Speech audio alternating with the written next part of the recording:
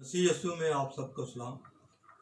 पिछले प्रोग्राम में हमने इस बात को सीखा था, यानी बादशाहत के ताल्लुक से और मौत के ताल्लुक से। आज हम देखेंगे आलम रवा कहाँ है, फरदौस कहाँ है और आलम अरवा का इंजाम क्या है। अगर हम मुकाशवा उसका पहला बाब उसकी 18वीं आयत में देखें तो इसी आयत को मैं दोबारा रिपीट करूंगा जो हमने पिछले प्रोग्राम में देखा था। और जिंदा हूं, मैं मर गया था और देख अब्दुल अब्बास जिंदा रहूंगा और मौत और आलम रवा की कुंजियां मेरे पास। मुकाशफा के मायने किसी चीज का राज अफशा करना, अया करना जिसके बारे में कोई ना जानता हो। मुकाशफा की किताब से हम ईमानदारों की मुस्तकबिल, अबलीस की सजा और दूसरे बहुत से भेदों को सीखते हैं।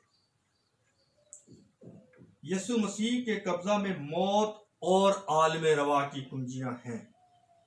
उसके पास मौत पर गालिब आने की कुव्वत है।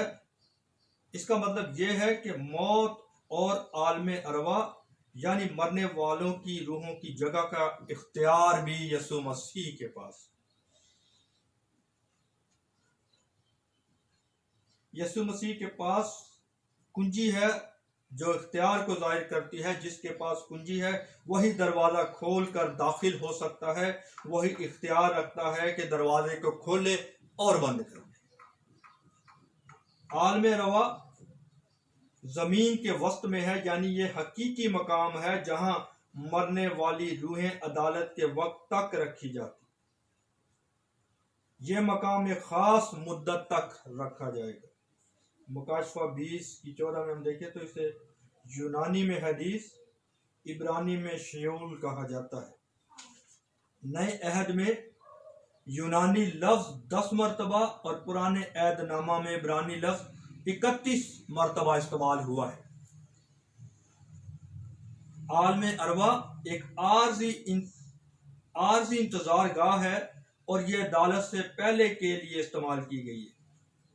आग और गंधक की झील एक मुस्तकिल जगह है और अदालत के बाद यह सजा के तौर पर इस्तेमाल होगी। यीशु मसीह के जी उठने से पहले आलम अरवा और फिरदौस भी जमीन के वस्त में थे। जैसे यीशु मसीह 3 दिन और 3 रात कब्र में रहे, यूना 3 दिन मछली के पेट में यानी 3 दिन और 3 रात, और इसी तरह मसीह का जिस्म जमीन के अंदर कब्र में रहा जो जमीन पर थी, और फिरदौस जमीन के अंदर था, और इसी तरह मसीह का जिस्म जमीन के अंदर कब्र में और रूह फिरदौस में जो जमीन के अंदर था। दोनों जगहों के दरमियान एक ऐसी जगह है जिसे हम अथाह गड़ा कहते हैं। कोई रूह आलम रवा से फिरदौस में नहीं जा सकती थी, ना फिरदौस से आलम रवा में। जैसे हम इस वाक्य को लूका के इंजील उसका 16 बाब उसकी 22 में पढ़ते हैं, जहां पर गरीब लाजर और एक अमीर शख्स के ताल्लुक से कहानी है जिसे हम सब जानते हैं। यीशु जब जिंदा हुए तो फिरदौस वाले हिस्से को अपने साथ ले गए। इसके ताल्लुक से हम देखें इफ्सियों उसका 4 बाब उसकी 8 आयत में यहां लिखा हुआ है, इसी वास्ते वो फरमाता है कि जब वो आलम बाला पर चढ़ा तो कैदियों को साथ ले गया और आदमियों को इनाम दिए, और उसके चढ़ने से और क्या पाया जाता है सिवाय इसके कि वो जमीन के नीचे के इलाका में उतरा, यानी जमीन के नीचे के इलाका में उतरा भी था। तो यहां हमें यह बात वाज़ेह मिल जाती है, वाज़ेह तौर पर जवाब मिलता है कि यीशु मसीह किस तरह से उस इलाका में गए और फिर तमाम ईमानदारों की रूहें ऊपर फिरदौस में ले गए। अब ये रूहें जो हैं वो फिरदौस में जाती हैं। यीशु मसीह ने इसीलिए डाकू से कहा कि तू आज ही मेरे साथ फिरदौस में होगा। यीशु मसीह के कब्जा में मौत और आलम अरवा की कुंजियां हैं। उसके पास मौत पर गालिब आने की कुव्वत है। खुदा ने मसीह को मुर्दों में से जिंदा किया, लेकिन खुदा ने मौत के बंधन खोलकर उसे जलाया। यीशु मसीह जिंदा है। एक खुदा का खादम था जिसने यीशु मसीह की कब्र का विजिट किया और उस जगह पर लेट गया और अपने आप को मुर्दा तस्वुर किया, और वो कहता है कि मैं ऐसे ही लेटा हुआ था जैसे मुर्दा था, और कहता मैं लेटे लेटे दुआ करना शुरू हो गया, और जब मैं दुआ कर रहा था तो मैं एकदम मसा में आ गया, और जब मैं मसा में आ गया तो मैं उठकर बैठ गया। मैंने कहा वाकई यीशु, दुनिया की कोई कब्र तुझे नहीं रख सकती।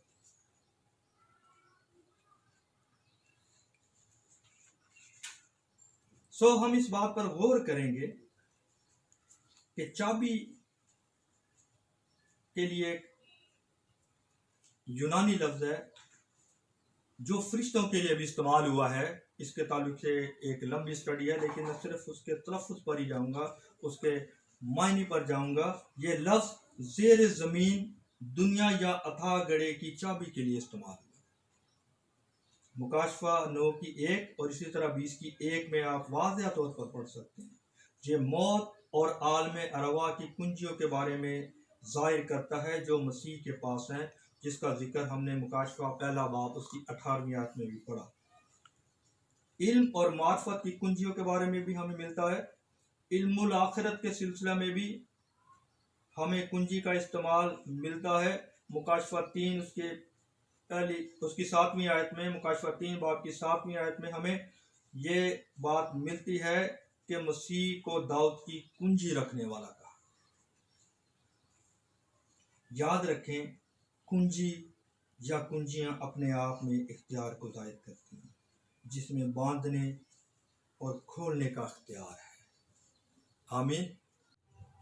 कलाम मुकद्दस में मुकाशफा इस बात को वाज़ेह तरीन हमें बताता है कि मौत और आलम रवा की सज़ा क्या है।